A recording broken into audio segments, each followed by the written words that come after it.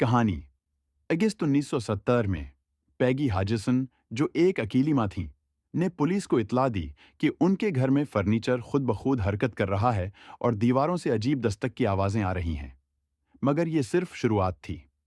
ان کی 11 سالہ بیٹی جینٹ جلد ہی ان پراسرار واقعات کا مرکز بن گئی۔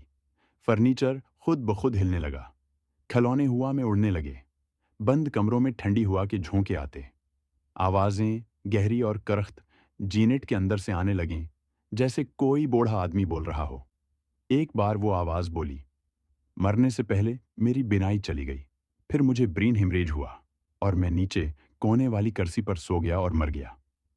تحقیقات سے معلوم ہوا کہ ایک شخص بل ولکنز واقعی اس گھر میں پہلے رہتا تھا اور اسی طرح مر چکا تھا جیسے اس آواز نے بیان کیا۔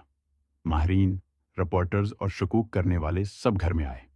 کچھ نے مانا کہ واقعی کچھ پراسرار ہے، دوسروں نے اسے جینٹ کی شرارت سمجھا، لیکن پھر انہوں نے خود دیکھا کہ چیئرز ہوا میں اٹھ رہی ہیں، دروازے خود بند ہو رہے ہیں اور جینٹ کسی ان دیکھے وجود سے دیوار پر پھینکی جا رہی ہے۔ جینٹ کے منہ سے مختلف زبانوں میں عجیب آوازیں آتیں جو اس نے کبھی نہیں سیکھیں۔ وہ کہتی، ایسا لگتا تھا کہ کوئی طاقت میرے جسم کو قابو میں لے لیتی ہے، میں کچھ بھی نہیں کر پاتی تھی۔ بعد کی صورتحال، تقریباً 2 سال بعد یہ سرگرمیاں کم ہو گئیں۔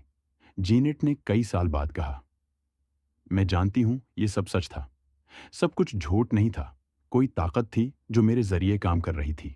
خدا کا شکر ہے کہ وہ وقت گزر گیا۔ انفیلڈ کیس تاریخ کے سب سے زیادہ دستاویزی پولٹرگائسٹ کیسز میں شمار ہوتا ہے۔